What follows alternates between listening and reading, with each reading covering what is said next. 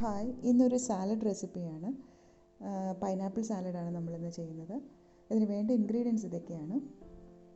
എങ്ങനെയാണ് തയ്യാറാക്കുന്നതെന്ന് നോക്കാം. ഒരു ബൗളിലേക്ക് ഒരു മീഡിയം സൈസ് ക്യാരറ്റ് ചെറുതായിട്ട് അരിഞ്ഞത് ചേർക്കാം. ഞാൻ സാലഡിന് എപ്പോഴും വെജിറ്റബിൾസ് അരിയുമ്പോൾ ചെറിയ കഷ്ണങ്ങളായിട്ടാണ് അരിയാറ്. ഓരോരുത്തരുടെ ഇഷ്ടത്തിനനുസരിച്ച് സൈസ് കൂട്ടുകയോ കുറയ്ക്കുകയോ ചെയ്യാം.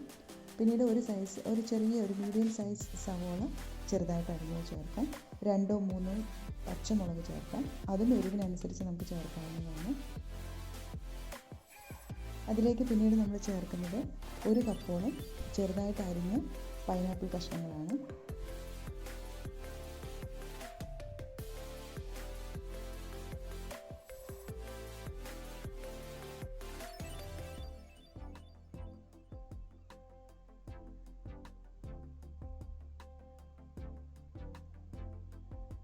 പിന്നീട് നമുക്ക് അതിനകത്തേക്ക് കുരുമുളക് പൊടി ചേർത്ത് കൊടുക്കാം.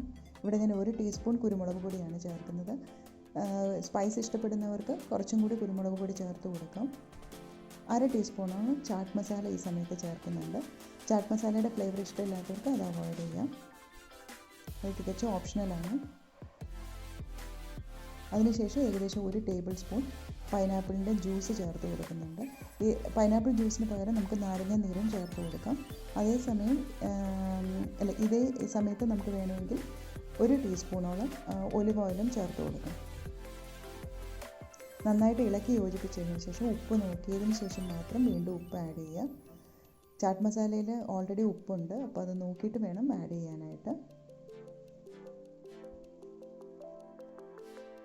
പിന്നീട് കുറച്ച് മല്ലിയിലയും കൂടി ചേർത്ത് നമുക്കിത് ഗാർണിഷ് ചെയ്യാം.